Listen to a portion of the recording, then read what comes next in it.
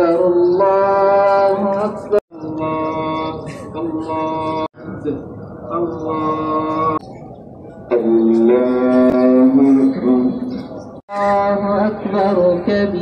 ধর্মীয় ভাবগাম্ভীর্যের মধ্য দিয়ে সৌদি আরবে পবিত্র ঈদুল আজহা উদযাপিত হয়েছে।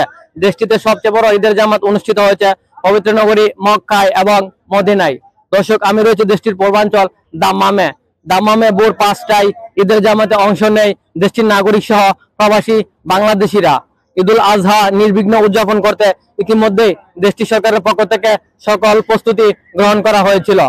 আপনারা জানেন, বাংলাদেশের সবচেয়ে বড় শ্রম বাজার হচ্ছে সৌদি আরব, আর দেশটিতে প্রায় 32 লাখের মতো প্রবাসী বিভিন্ন পেশায় কর্মরত আছে। সকল প্রবাসীরা কিন্তু পরিবারকে ছেড়ে সৌদি আরবে ঈদ করছেন। দর্শক, এছাড়াও সৌদি আরবের অন্যান্য অঞ্চলেও যথাসময়ে ঈদের জামাতে অংশ নিয়েছে দেশের নাগরিক সহ প্রবাসী বাংলাদেশিরা। এ ছিল আমার কাছে ঈদুল আজহা উদযাপনের সর্বশেষ।